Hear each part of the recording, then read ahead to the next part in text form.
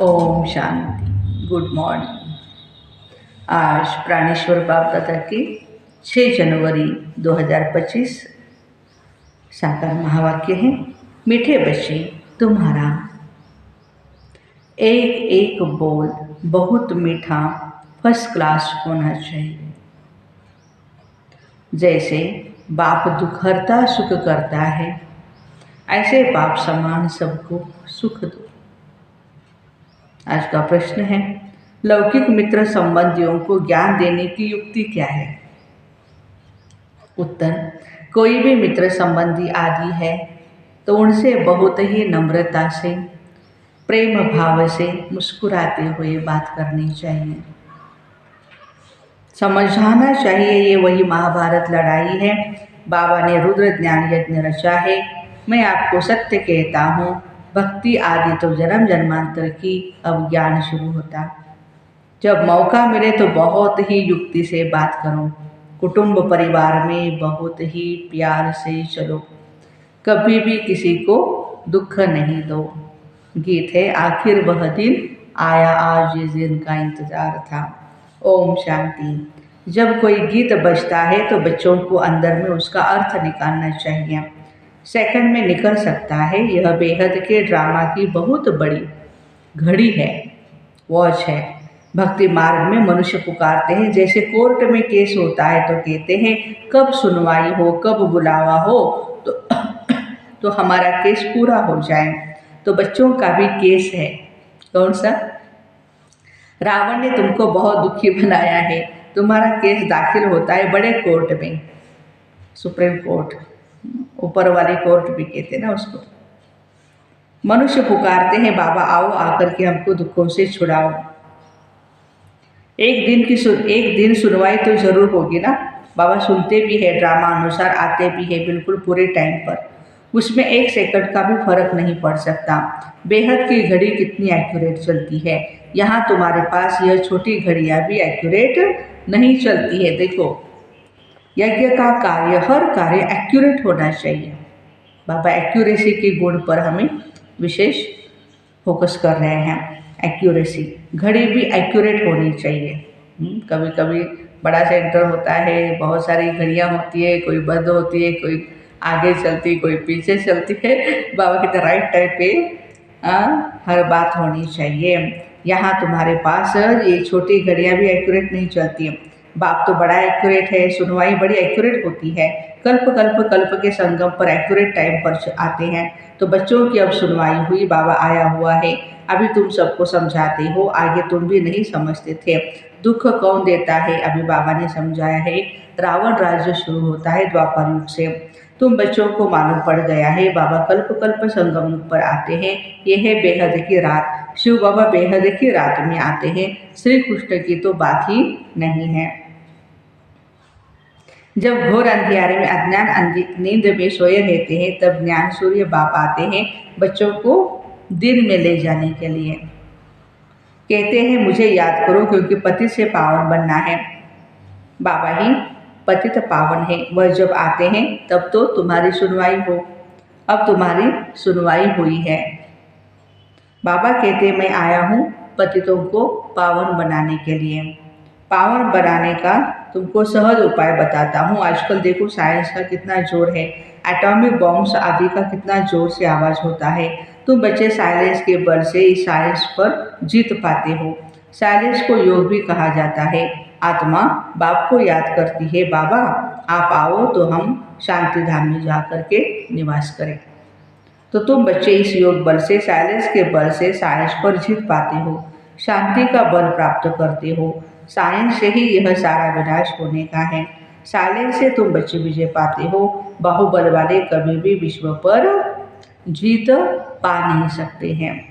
ये पॉइंट्स भी तुमको प्रदर्शनी में लिखनी चाहिए। दिल्ली में बहुत ही सर्विस हो सकती है, क्योंकि दिल्ली है देश का कैपिटल। तुम्हारी भी दिल्ली ही कैपिटल होगी सतयुग में। दिल्ली को ही परिस्थान कहा जाता है। पांडवों के किले तो नहीं है। किला तब बांधा जाता है जब दुश्मन चढ़ाई करते हैं, द्वापर युग के बाद। तुमको तो किले आदि की दरकार नहीं रहती, तुम जानती हो हम साइलेंस के बल से अपना राज्य स्थापन कर रहे हैं। उन्होंने है आर्टिफिशियल साइलेंस और तुम्हारी है रियल साइलेंस। ज्ञान का बल शांति का बल कहा जाता नॉलेज है पढ़ाई, पढ़ाई से ही बल मिलता है ना। बाबा कहते हैं कि ज्ञान का बल शांति का बल कहा जाता है, नॉलेज है ही पढ़ाई, पढ़ाई से बल मिलता है। पुलिस सुपरिटेंडेंट बनते हैं कितना बल रहता है, अथॉरिटी रहती है उनमें। वो सब है जिस्मानी बातें दुख देने वाली, तुम्हारी हर बात रूहानी है। तुम्हारे मुख से जो भी बोल निकलते हैं वह एक एक बोल ऐसे ही फर्स्ट क्लास मीठे हो, जो सुनने वाला खुश हो जाए। जैसे बाप सुख करता दुख हरता है, ऐसे तुम बच्चों को भी सबको सुख देना है। कुटुंब परिवार को भी दुख आदि न हो, कायदे अनुसार सबसे चलना है, बड़ों के साथ बड़े प्यार से चलना है। मुख से अक्षर ऐसे मीठे फर्स्ट क्लास निकले जो सब खुश हो जाए। बोलो शिव बाबा कहते हैं मन मना भव, ऊंच ते ऊंच मैं हूँ, मुझे याद करने से ही तुम्हारे विकर्म विनाश होंगे। बहुत प्यार से बात करनी चाहिए। समझो कोई बड़ा भाई होता है तो बोलो दादाजी शिव बाबा कहते हैं मुझे याद करो। शिव बाबा जिसको रुद्र भी कहते हैं वही ज्ञान यज्ञ रचते हैं। श्री कृष्ण ज्ञान यज्ञ अक्षर नहीं सुनेंगे, रुद्र ज्ञान यज्ञ कहते हैं तो रुद्र शिव बाबा ने यह यज्ञ रचा हुआ है। राजाई प्राप्त करने के लिए ज्ञान और योग सिखला रहे हैं। बाबा कहते हैं भगवान वाच मामेकम याद करो, क्योंकि अभी सबकी अंत घड़ी है, वानप्रस्थ अवस्था है, सबको वापस जाना है। मरने समय मनुष्य को कहते हैं ना ईश्वर को याद करो, राम नाम जपो। यही ईश्वर स्वयं कहते हैं बच्चे मौत सामने खड़ा है, इनसे कोई भी बच नहीं सकते। अंत में भी बाबा आकर कहते हैं बच्चे मुझे याद करो तो तुम्हारे पाप भस्म हो जाएंगे। इनको याद की अग्नि कहा जाता है। बाप गारंटी करते हैं इससे तुम्हारे पाप दग्ध होंगे। विकर्म भी विनाश होने का है, विकर्म विनाश होने का या पावन बनने का और कोई उपाय नहीं है, एक ही उपाय है। पापों का बोझा सिर पर चढ़ते चढ़ते खाद पड़ते पड़ते 9 कैरेट सोना हो गया है। 24 कैरेट का 9 कैरेट सोना हो गया। 9 कैरेट के बाद मुलम्मा कहा जाता है। अभी फिर 24 कैरेट कैसे बने, आत्मा प्योर कैसे बने? प्योर आत्मा को जेवर भी प्योर मिलेगा। कोई मित्र संबंधी आदि है तो उनसे बहुत ही नम्रता से प्रेम भाव से मुस्कुराते हुए बात करनी चाहिए। समझाना चाहिए यह जो महाभारत लड़ाई है वह रुद्र ज्ञान यज्ञ भी है।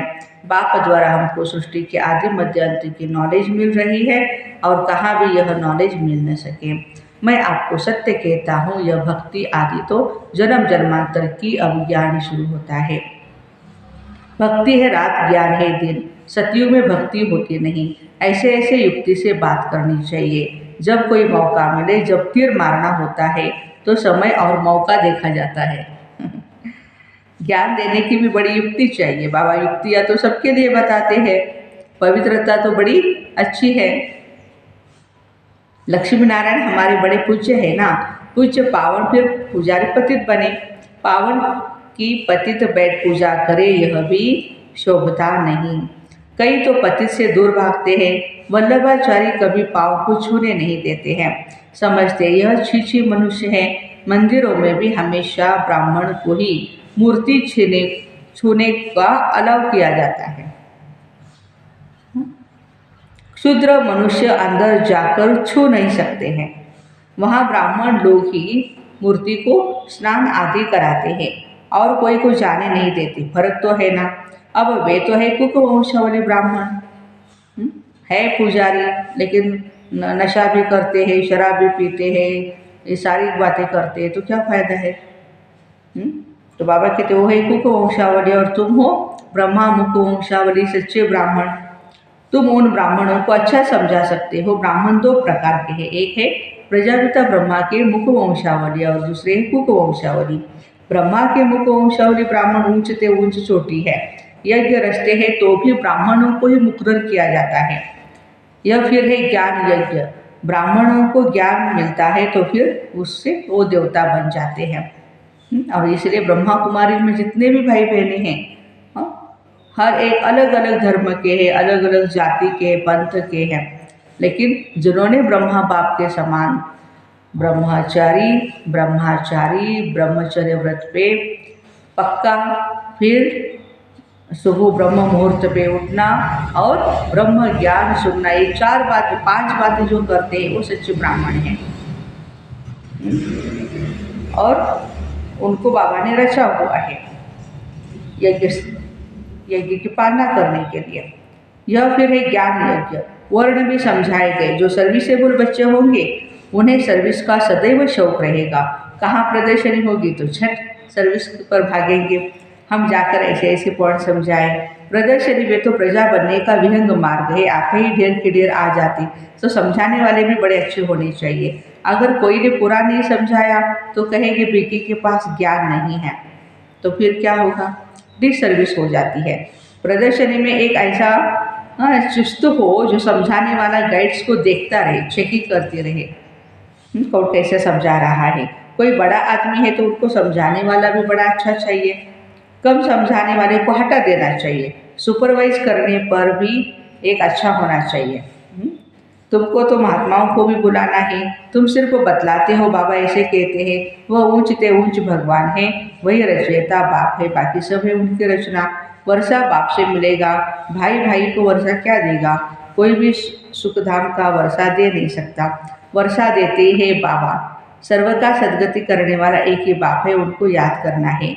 बाबा खुद आकर के गोल्डन एज बनाते हैं, ब्रह्मा तन से स्वर्ग स्थापन करते हैं, शिव जयंती मनाते भी है, परंतु वो क्या करते यह सब मनुष्य भूल गए हैं। शिव बाबा ही आकर राजयोग सिखलाए वर्षा देते। 5000 वर्ष पहले भारत स्वर्ग था, लाखों वर्ष की तो बात हो नहीं सकती। तिथि तारीख सब है, इनको कोई खंडन कर नहीं सकता। नई दुनिया और पुरानी दुनिया आधा आधा चाहिए। वह सतयुग की आयु लाखों वर्ष कह देते हैं तो कोई हिसाब हो नहीं सकता। स्वस्तिका में भी पूरे 4 भाग है, 1250 वर्ष हर युग में बांटे हुए हैं ना, हिसाब किया जाता है ना। वो लोग हिसाब तो कुछ भी नहीं जानते, इसलिए कौड़ी तुल्य कहा जाता। अब बाबा हीरे तुल्य बनाते हैं। सब पतित है, भगवान को याद करते, उन्हों को भगवान आकर ज्ञान से गुलगुल बनाते हैं। तुम बच्चों को ज्ञान रत्नों से सजाए रहते हैं, फिर देखो तुम क्या बनते हो, तुम्हारा एम ऑब्जेक्ट भी क्या है। भारत कितना सिरताज था, सब भूल गए। मुसलमानों आदि ने कितना सोमनाथ मंदिर से लूट करके मस्जिदों आदि में हीरे आदि जा करके लगाए। हिस्ट्री देखो हमारी क्या हो गई। अभी उनकी तो कोई वैल्यू भी नहीं कर सकता है। इतनी बड़ी बड़ी मणियाँ राजाओं के ताज में रहती थी, कोई तो करोड़ की, कोई 5 करोड़ की। आजकल तो सब इमिटेशन निकल पड़ी है, सब डुप्लीकेट है। इस दुनिया में सब आर्टिफिशियल पार्ट का सुख है, आर्टिफिशियल पाई का सुख है, बाकी है दुख है। इसलिए सन्यासी भी कहते काग रुष्टा समान सुख है, इसलिए वो घर बार छोड़ते हैं। परंतु अब वह भी तमो प्रधान हो गए हैं, शहर में अंदर घुस पड़े हैं। परंतु अब किसको सुनाए, राजा रानी तो है ही नहीं, कोई भी मानेगा नहीं, कहेंगे सबकी अपनी अपनी मत है, जो चाहे सो करे, संकल्प की सृष्टि है। अब तुम बच्चों को बाप गुप्त रीति पुरुषार्थ कराते, तुम कितना सुख भोगते हो। दूसरे धर्म भी पिछाड़े में जब वृद्धि को पाते हैं तब लड़ाइयाँ आदि की खिटपिट होती है। पौना समय तो सुख में रहते हो, इसलिए बाबा कहते हैं तुम्हारा देवी देवता धर्म बहुत ही सुख देने वाला है। हम तुमको विश्व का मालिक बनाते और धर्म स्थापन कोई राजा ही नहीं करते हैं, वह सदगति नहीं करते, आते हैं सिर्फ अपना धर्म स्थापन करने। वह भी जब अंत में तमो प्रधान बन जाते हैं तो फिर बाप को आना पड़ता है सतो प्रधान बनाने के लिए। तुम्हारे पास सैकड़ों मनुष्य आते हैं परंतु कुछ भी समझते नहीं। बाबा को लिखते हैं फलाना बहुत अच्छा समझ रहा है, बहुत अच्छा। बाबा कहते कुछ भी समझा नहीं है। अगर समझ जाए बाबा आया हुआ है, विश्व का मालिक बना रहा है, बस उसी समय मस्ती चढ़ जाएगी, फौरन टिकट निकल करके भाग गए, माना मधुबन माउंट आबू में आए। परंतु ब्राह्मणी की छुट्टी भी जरूर लानी पड़े बाबा से मिलने के लिए। बाबा को पहचान जाए तो मिलने के बगैर वो रह नहीं सकता है, एकदम नशा चढ़ जाएगा। जिन्हें नशा चढ़ा हुआ होगा उन्हें अंदर में बहुत ही खुशी रहेगी, उनकी बुद्धि मित्र संबंधी में भटकेगी नहीं। परंतु बहुतों की भटकती है। गृहस्थ व्यवहार में रहते कमल फूल समान पवित्र रहना है और बाबा की याद में रहना है बहुत सहज। जितना हो सके बाबा को याद करते रहो। जैसे ऑफिस से छुट्टी लेते हैं वैसे धंधे से भी छुट्टी पाकर 1-2 दिन याद की यात्रा में बैठ जाओ। बिल्कुल अभी तो अब एकदम मास चल रहा है, तो घड़ी घड़ी याद में बैठने के लिए बाबा कहते हैं सारा दिन ऐसा पक्का व्रत रखो बाप को याद करने का। जितना जमा हो जाएगा, कितना जमा होता है, विक्रम भी विनाश होंगे। बाबा की याद से ही सतो प्रधान बनना है। सारा दिन पूरा योग तो बाबा कहते हैं किसका योग नहीं लग सकता है पूरा दिन। हाँ, माया विघ्न जरूर डालती है, फिर भी पुरुषार्थ करते करते विजय पा लेंगे। बस आज का सारा दिन बगीचे में बैठ बाबा को याद करता हूँ। फिर खाने पर बस याद में ही बैठ जाता हूँ। ब्रह्मा बाबा भी कैसे रिहर्सल करते थे, स्टडी करते थे। ये है मेहनत, हमको पावन जरूर बनना है। सारी मुरली का सार हमें पावन जरूर बनना है, मेहनत करनी है, औरों को भी रास्ता बताना है। बैच तो बहुत अच्छी चीज़ है ना, रास्ते में आपस में भी बात करते रहेंगे तो बहुत आकर के सुनेंगे।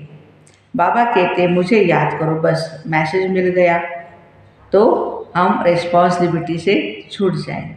अच्छा, मीठे मीठे सिक्के हृदय बच्चों प्रति माता पिता बाप दादा का याद प्यार और गुड मॉर्निंग। रूहानी बाप की रूहानी बच्चों को नमस्ते। हम रूहानी बच्चों की रूहानी माता पिता बाप दादा को याद प्यार गुड मॉर्निंग और नमस्ते। वाह बाबा वाह, शुक्रिया बाबा शुक्रिया। धारणा के लिए मुख्य सारे धंधे आदि से जब छुट्टी मिले तो याद में रहने का व्रत लेना है। माया पर विजय प्राप्त करने के लिए याद की मेहनत करनी है। बहुत ही नम्रता और प्रेम भाव से मुस्कुराते हुए मित्र संबंधियों की सेवा करनी है। उनमें बुद्धि को भटकाना नहीं, प्यार से बाबा का परिचय देना है। वरदान, चलते फिरते फरिश्ते स्वरूप का साक्षात्कार कराने वाले साक्षात्कार मूर्त भव। जैसे शुरू में चलते फिरते ब्रह्मा गुम होकर के श्री कृष्ण दिखाई देते थे, इसी साक्षात्कार ने सब कुछ छुड़ा दिया। ऐसे साक्षात्कार द्वारा अभी भी सेवा हो।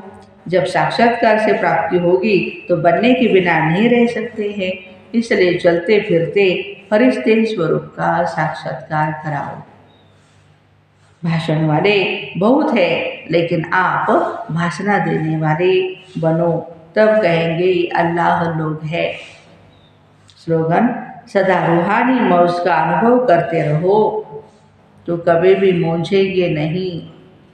सदा रूहानी मौज का अनुभव करते रहो तो कभी भी मूंझेंगे नहीं, कंफ्यूज नहीं होंगे। अब एक इशारा है, अपने शक्तिशाली मनसा द्वारा प्रकाश देने की सेवा करो। अब अपने दिल की शुभकामनाएं अन्य आत्माओं तक पहुंचाओ। साइलेंस की शक्ति को प्रत्यक्ष करो। हर एक ब्राह्मण बच्चे में यह साइलेंस की शक्ति है। सिर्फ इस शक्ति को मन से तन से इमर्ज करो। 1 सेकंड में मन के संकल्पों को एकाग्र कर लो तो वायुमंडल में साइलेंस की शक्ति के प्रकंपन स्वतः ही फैलते रहेंगे। तो ऐसे चलते फिरते फरिश्ते स्वरूप का साक्षात्कार कराने वाले साक्षात्कार मूर्त भाई बहनों को ओम शांति। Have a nice day.